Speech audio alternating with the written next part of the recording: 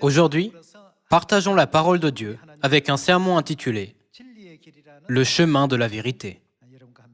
Avec ce sujet, méditons la parole de Dieu. Lorsque nous marchons sur le chemin de la vérité, nous rencontrons parfois des gens qui s'opposent à notre vérité, la calomnient et critiquent notre foi.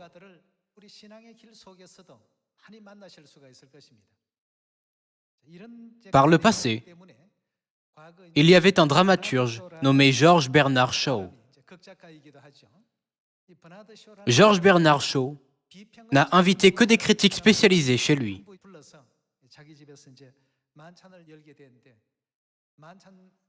Lorsque le dîner battait son plein, il leur a montré une œuvre d'art et a dit « Laissez-moi vous montrer un tableau très spécial et très précieux. J'ai difficilement obtenu cette œuvre d'art. Alors regardez-la attentivement, s'il vous plaît. C'est un dessin de Rodin. »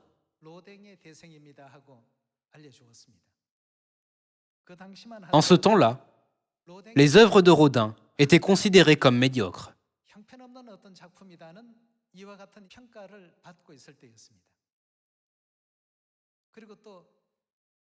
Au contraire, les œuvres de Michel-Ange étaient très appréciées.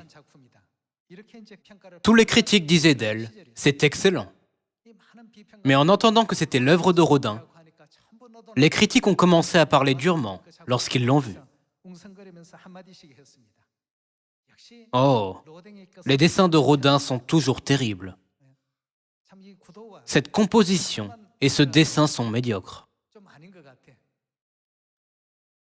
Regardez l'atmosphère, c'est sombre. Les couleurs sont trop mornes. C'est un amateur. La composition est maladroite.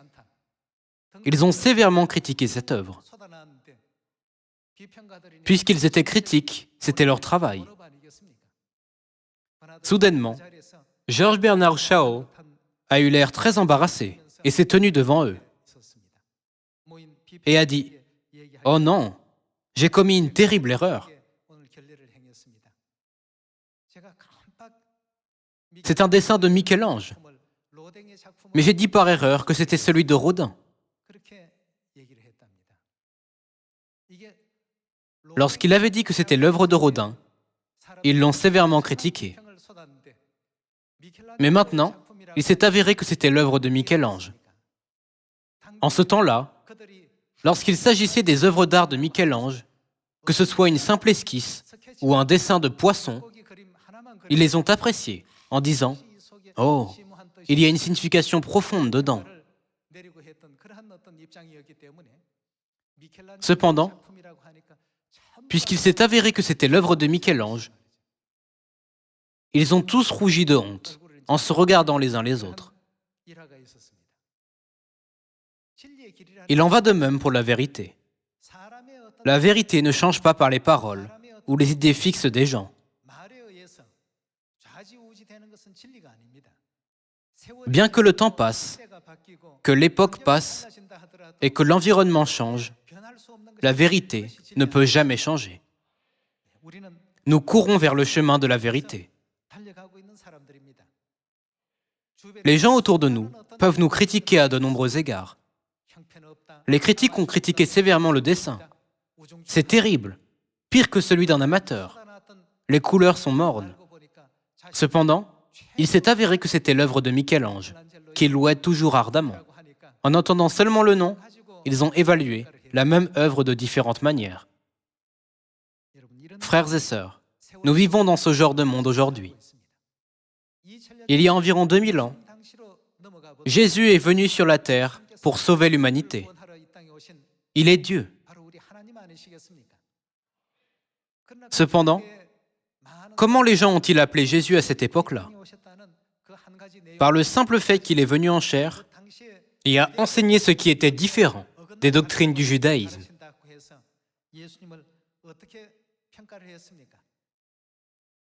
Ils l'ont appelé la secte des Nazaréens. Mais Jésus était-il l'hérésie dont la Bible parle? Jetons un œil aux Actes des Apôtres, chapitre 24. En cette époque aussi, ceux qui ont la vérité doivent marcher sur le droit chemin jusqu'à la fin. Sans nous inquiéter de l'évaluation et du préjugé des gens, nous devons toujours prêter attention à l'évaluation de Dieu, en pensant, qu'est-ce que Dieu, le propriétaire de la vérité, pensera de moi? Regardons Actes, chapitre 24, verset 1. 5 jours après, arriva le souverain sacrificateur Ananias, avec des anciens et un orateur nommé Tertulle. Ils portèrent plainte au gouverneur contre Paul. Le souverain sacrificateur Ananias était accompagné par des anciens et un orateur pour engager des poursuites contre l'apôtre Paul. Verset 2. Paul fut appelé, et Tertulle se mit à l'accuser en ces termes. « Très excellent Félix, tu nous fais jouir d'une paix profonde, et cette nation a obtenu de salutaires réformes par tes soins prévoyants. C'est ce que nous reconnaissons en tout et partout, avec une entière gratitude. » Le souverain sacrificateur et l'orateur, qui ont persécuté Paul, ont essayé de gagner le cœur du gouverneur par de belles paroles. Voyons le verset 5. Nous avons trouvé cet homme qui est une peste, qui excite les divisions parmi tous les Juifs du monde, qui est, quoi? Chef de la secte des Nazaréens. Ils ont appelé l'apôtre Paul chef de la secte des Nazaréens. À cette époque-là, la croyance en Jésus était considérée comme hérésie aux yeux de tous les Juifs. Le point de vue et la foi de l'institution religieuse dominante étaient différents de ceux de l'Église primitive. Puisque leur point de vue était différent, ils ont marqué l'Église primitive comme hérésie et ont fait beaucoup d'efforts pour expulser le christianisme de leur communauté. Aujourd'hui, cependant, comment appelle-t-on l'apôtre Paul? On l'appelle l'apôtre des apôtres et une personne indispensable dans l'Église primitive. Il n'est pas exagéré de dire que l'apôtre Paul est le meilleur modèle dans notre foi. Cependant, les juges, les orateurs, le souverain sacrificateur et les chefs religieux de l'époque ont dénoncé l'apôtre Paul comme chef de la secte des Nazaréens. La même situation qui s'est produite lors du dîner donné par George Bernard Shaw a eu lieu il y a 2000 ans et se répète aujourd'hui.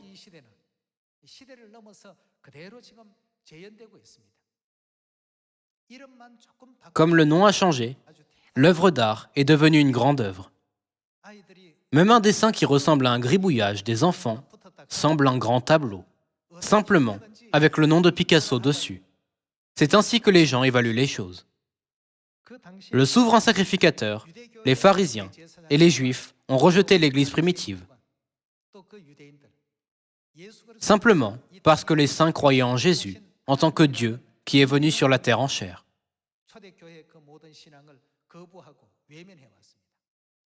Les enseignements de Jésus sont les paroles du salut et de la vie éternelle, et le chemin de la vérité qui nous mène au ciel. Mais ils ont tous rejeté le chemin de la vérité. Ils ont dit, « Cet homme nommé Jésus, n'est-il pas le fils du charpentier ?» Et ont commencé à y ajouter le qualificatif « médiocre ». Ils ont dit, « Quiconque croit en cette personne est un hérétique. » Ils n'ont pas pensé aux prophéties de Dieu. Voyons quelques cas qui se sont produits à cette époque-là. Dans Jean chapitre 10, verset 30, il est écrit « Moi et le Père, nous sommes un. » Qui dit cela maintenant? Jésus a dit « Moi et le Père, nous sommes un », qui signifie « Je suis Dieu ». Lorsqu'il a témoigné de lui-même de cette manière, qu'est-ce que les gens ont dit? Verset 31. Alors les Juifs prirent de nouveau des pierres pour le lapider. Jésus leur dit, « Je vous ai fait voir plusieurs bonnes œuvres venant de mon Père. Pour laquelle me lapidez-vous » Les Juifs lui répondirent, « Ce n'est point pour une bonne œuvre que nous te lapidons, mais pour un blasphème. Et parce que toi, qui es, quoi? un homme, tu te fais Dieu. Comment un homme peut-il prétendre être Dieu? Ils ont pris de nouveau des pierres pour lapider Jésus. Aujourd'hui, cependant, comme il est écrit dans Jean chapitre 1, verset 1 et verset 14, nous savons tous qui est Jésus. Nous pouvons facilement reconnaître qu'il est Dieu. À travers Philippiens chapitre 2, verset 5 aussi, vous pouvez voir qui est Jésus par nature. Il existe en forme de Dieu, n'est-ce pas? Même si le chemin de la vérité était traité comme une hérésie au temps de l'Église primitive, les pères de la foi n'ont pas du tout cédé en chemin, parce qu'ils étaient convaincus que c'était le chemin du salut, le chemin de la vie éternelle et le chemin de la vérité. Frères et sœurs, si nous sommes aussi convaincus que la vérité que nous avons maintenant est la vraie vérité, nous n'avons pas besoin de prêter attention à l'évaluation ou aux applaudissements des gens. Mais nous devons d'abord prêter attention à ce que Dieu, qui est la vérité, pense de nous et du chemin sur lequel nous marchons maintenant. Au temps de l'Église primitive, l'apôtre Paul a été appelé la secte des Nazaréens. Et les gens ont même pris des pierres pour lapider Jésus. Ils l'ont fait parce qu'ils n'ont pas connu la vérité et qu'ils se sont préoccupés de l'évaluation religieuse dominante. En bref, l'évaluation religieuse a formé une idée fixe de l'époque. Qu'est-ce que c'était? Ils ont dit, « Toi, qui es un homme, tu te fais Dieu » et ont pris des pierres. Les gens pensaient, « Dieu ne doit jamais venir en tant qu'homme ». Ils avaient une telle idée fixe. Est-il difficile pour Dieu de devenir un homme? Si c'est le cas, les gens ne doivent pas dire que Dieu est tout-puissant. Pensez-vous qu'il soit possible de créer la terre à partir de rien? Dieu est tout-puissant. Cependant, les idées fixes des gens et le sens commun de l'époque ont bloqué le chemin de la vérité et ont empêché les gens d'aller sur ce chemin. Les membres de l'Église primitive sont passés par des difficultés à cette époque-là. Cependant, aujourd'hui, toutes leurs décisions et leur foi sont respectées, n'est-ce pas? En cette époque, qui appelle Paul un hérétique? Qui appelle Jésus un hérétique? Y a-t-il quelqu'un qui appelle Pierre un hérétique? Cependant, à cette époque-là, ils ont tous été appelés hérétiques. En nous rappelant cela, nous ne devrions pas prêter attention à l'évaluation des gens, mais nous devrions regarder l'évaluation de Dieu.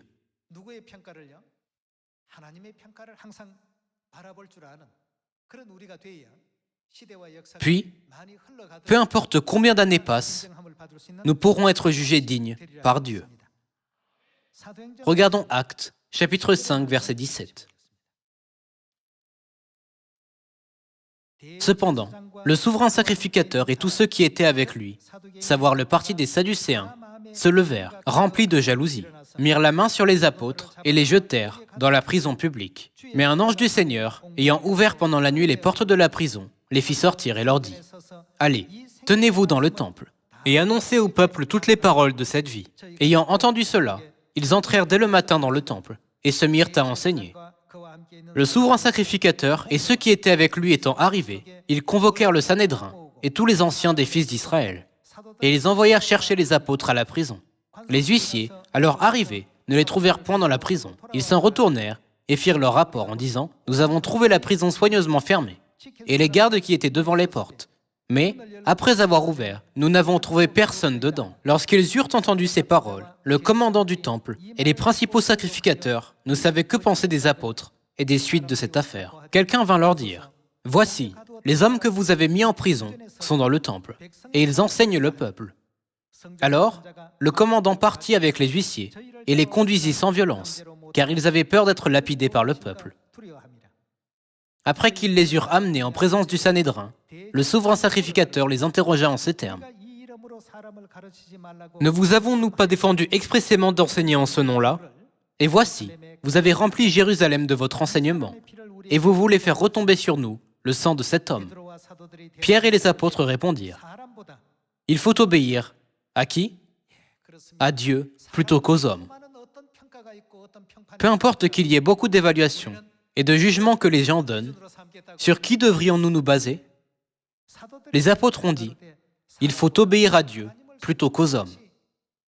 Ils ont enseigné aux gens en disant, il est juste d'obéir à Dieu. Frères et sœurs, les chefs religieux de l'époque ont rejeté la vérité de Dieu en la considérant comme une hérésie. Comme ils ont méprisé et négligé la vérité, le monde spirituel dans lequel ils entreront ne peut jamais être le royaume des cieux. Combien elles sont pitoyables. La vérité et l'hérésie, la vérité et la fausseté ne peuvent pas être discernées par l'évaluation des gens. C'est par les enseignements de Dieu que les choses sont évaluées et jugées. N'est-ce pas?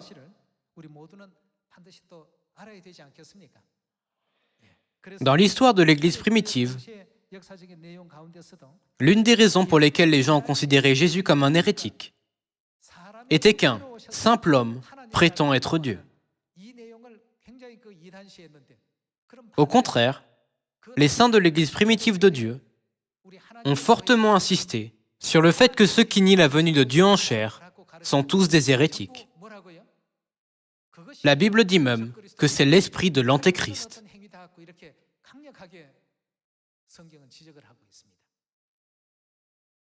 Voyons 2 Jean, chapitre 1, verset 7.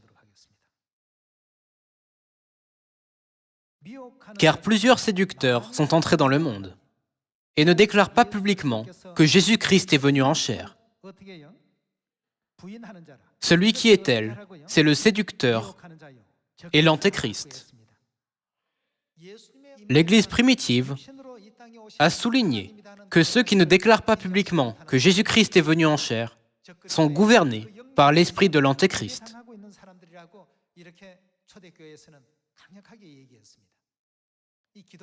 Quelle est la foi chrétienne? La vérité de la venue de Dieu en chair est la base de la foi chrétienne. Cependant, ceux qui avaient cette foi ont tous été considérés comme des hérétiques et lapidés par les chefs religieux de l'époque. Cela s'est passé il y a environ 2000 ans, et aucun d'entre eux n'est encore en vie sur la terre. Ils sont tous partis dans un autre monde. Que leur arrivera-t-il? Nous avons besoin d'y penser.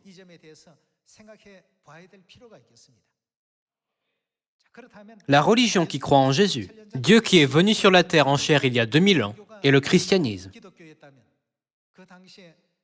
À cette époque-là, cependant, il y avait le judaïsme, qui a renié Jésus, bien qu'il prétende croire en Dieu. Les Juifs ont opprimé l'Église de Dieu. Pour ce qui est de cette situation, nous pouvons voir de nombreuses parties dans le Nouveau Testament, particulièrement dans les 4 évangiles. Il en est de même aujourd'hui. Comment la Bible appelle-t-elle la parole de Dieu? La vérité. La parole de Dieu est la vérité. Les théories humaines varient en fonction de l'époque, de l'histoire et de l'environnement. C'est comme la théorie géocentrique, qui a été remplacée par la théorie héliocentrique. Les théories humaines changent, mais qu'en est-il de la parole de Dieu? Elle est immuable. Alors, comment l'appelons-nous? La vérité. Si quelque chose change parce que l'époque ou l'environnement change, cela ne peut pas être considéré comme la vérité. La parole de Dieu dépasse les époques et les environnements. Voyons les paroles intemporelles de Dieu dans Romains chapitre 1, verset 20. En effet, les perfections invisibles de Dieu, sa puissance éternelle et sa divinité, se voient comment? Se voient comme à l'œil nu. depuis la création du monde, quand on les considère dans ses ouvrages. La Bible nous dit que nous pouvons voir la divinité et la puissance invisible de Dieu à travers toute la création.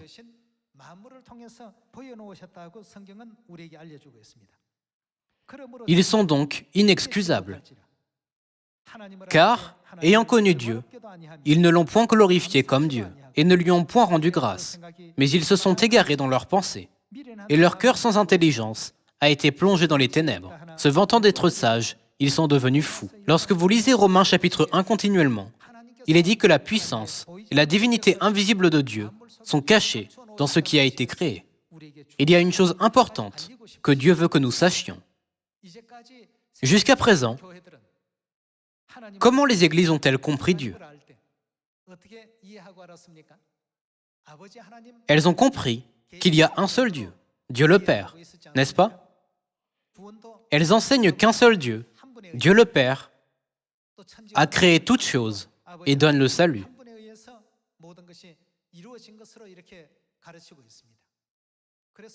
C'est pourquoi de telles églises nous persécutent. Lorsque nous disons « Notre Église croit en Dieu le Père et en Dieu la Mère », la situation d'il y a 2000 ans se répète. À cette époque-là, les Juifs ont traîné l'apôtre Paul devant le juge, en l'appelant la secte des Nazaréens. De même, les églises ont enseigné aux gens qu'il n'y a qu'un seul Dieu, le Père. Elles n'ont jamais mentionné Dieu la Mère jusqu'à présent. Maintenant que nous témoignons de ce qui est écrit dans la Bible, toutes leurs idées fixes, leurs préjugés et leurs enseignements vont s'effondrer. Comme ils sont en train de s'effondrer, que font-elles pour empêcher leur groupe de s'effondrer? Elles donnent des excuses pour leurs enseignements et répandent des rumeurs sur l'Église de Dieu qui enseigne la vérité. Pour couvrir leur honte et leur déshonneur, elles font ce que les Juifs ont fait il y a 2000 ans. Frères et sœurs, nous devons seulement suivre le chemin de la vérité que Dieu nous a enseigné. Quel chemin voulons-nous suivre? N'est-ce pas le chemin du ciel, du salut et de la vie éternelle? Pensons à la façon dont les gens ont agi lors du dîner tenu par George Bernard Shaw. S'il avait dit « C'est l'œuvre de Michel-Ange », personne ne l'aurait critiqué. Dès le début, il l'aurait loué. C'est magnifique. Une composition merveilleuse, de belles couleurs. Il n'aurait jamais dit « Les couleurs sont mornes ». Mais lorsqu'il a dit « C'est l'œuvre de Rodin », ils l'ont sévèrement critiqué. L'œuvre de Rodin est horrible. C'est exactement ce qui se passe de nos jours. Nous vivons à l'époque où Dieu vient sur la terre avec le nom nouveau. Ce n'est ni le temps du Père, ni le temps du Fils, c'est le temps du Saint-Esprit. Au temps du Saint-Esprit, avec qui Dieu, le Saint-Esprit, vient-il pour nous sauver? Parce que c'est la dernière époque, l'Esprit et l'épouse viennent ensemble, en tant que Dieu le Père et Dieu la Mère. Ils sont venus sur la terre pour trouver tous leurs enfants, y compris leurs plus jeunes, et les mènent au royaume des cieux, n'est-ce pas? C'est pourquoi il est écrit dans Romains chapitre 1 que la divinité de Dieu est cachée dans toute la création.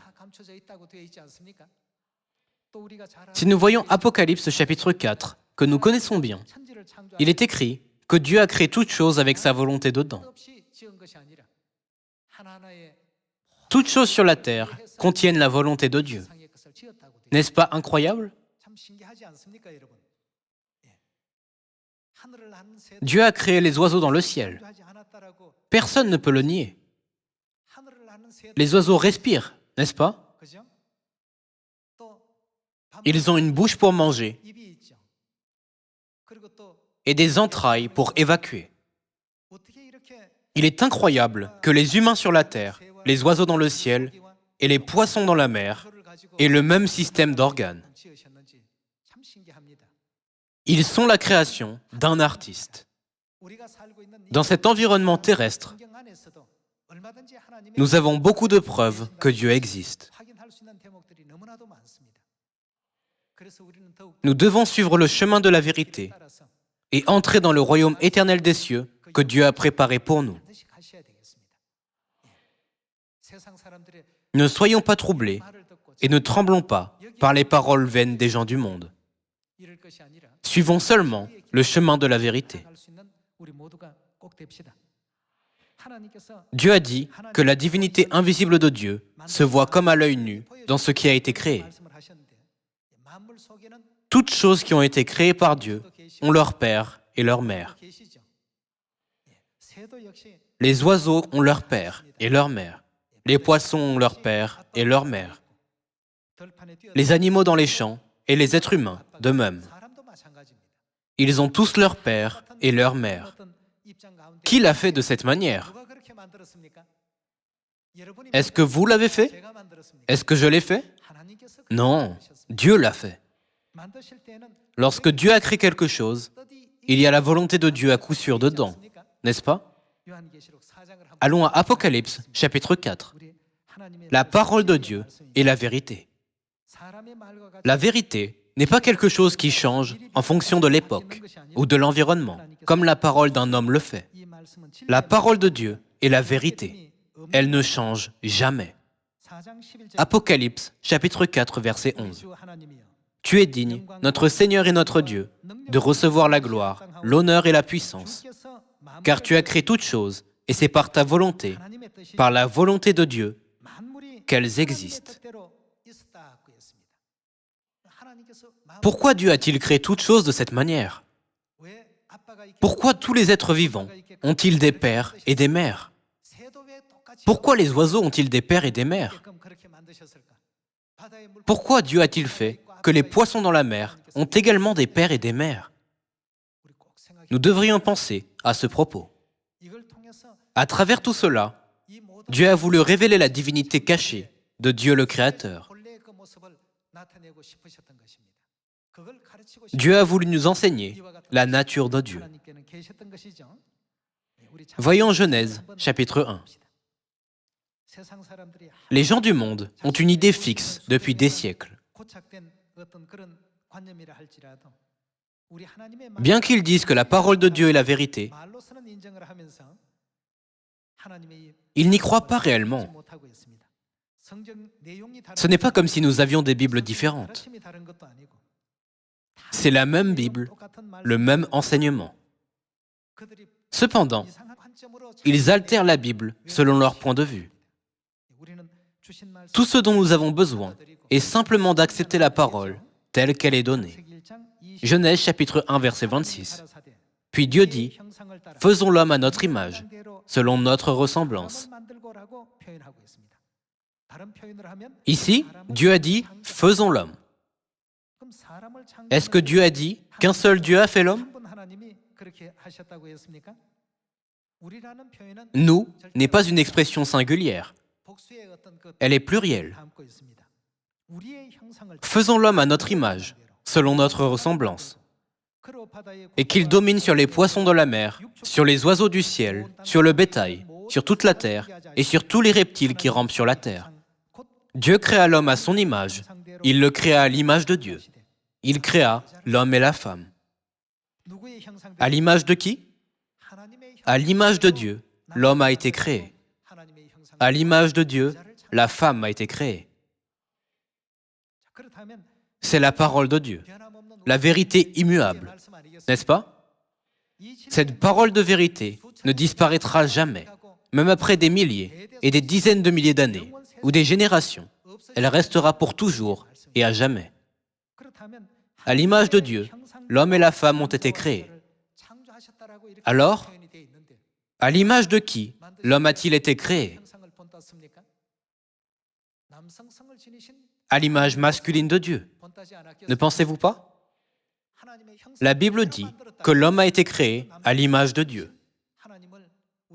Nous appelons Dieu de l'image masculine Père, n'est-ce pas? Il est Dieu le Père qui nous donne la vie et le souffle. À l'image de Dieu, la femme a aussi été créée. Alors, ne pouvons-nous pas confirmer qu'il existe l'image féminine de Dieu à travers la femme qui a été créée? Comment devrions-nous appeler Dieu de l'image féminine?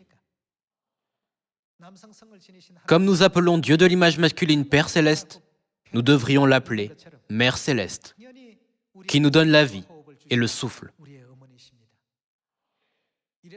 Dieu nous a déjà donné la réponse. À travers toute la création, que Dieu la Mère existe aussi bien que Dieu le Père. La Bible dit que personne ne peut donner d'excuses avec de telles preuves claires. N'est-ce pas la parole que nous venons de lire dans Romains chapitre 1, verset 20? Ils ne peuvent pas donner l'excuse. Nous ne pouvions pas croire en Dieu la Mère parce que nous ne l'avons pas connue ou n'avons pas entendu parler d'elle. Frères et sœurs, nous ne devons jamais être troublés par les propos déformés des gens. Ils disent « L'Église de Dieu a une doctrine différente de celle des autres églises. Elle est étrange. » Tout ce dont nous avons besoin est de croire à la vérité. Nous devrions rejeter et ignorer toutes les paroles et tous les enseignements qui ne viennent pas de la Bible, puisque nous croyons en Dieu la Mère. Ce qui est arrivé à l'apôtre Paul dans Actes chapitre 24 se produit aujourd'hui. Le souverain sacrificateur Ananias, les anciens du judaïsme et un orateur nommé Tertulle ont traîné l'apôtre Paul devant le tribunal et l'ont accusé d'appartenir à une secte. Les prophéties de la Bible ne peuvent pas échouer. À partir de Genèse chapitre 1, nous pouvons confirmer que Dieu le Père et Dieu la Mère doivent exister. Les préjugés du monde et les stéréotypes de l'époque ne peuvent pas briser le chemin de la vérité. La vérité ne vient que de Dieu. Les idées, la philosophie ou les pensées de l'homme changent lorsque l'environnement change. Une telle chose ne peut jamais être la vérité. La parole de Dieu dépasse les époques, les situations et les environnements. Dieu existe toujours en tant que Dieu le Père et Dieu la Mère. Lorsque nous montons au royaume des cieux, il y a Père et Mère. Avant que nous venions sur la terre après avoir commis des péchés dans le ciel, qui était dans le ciel? Il y avait Dieu le Père et Dieu la Mère. Frères et sœurs, c'est la vérité. Voyons Galates, chapitre 4, verset 26.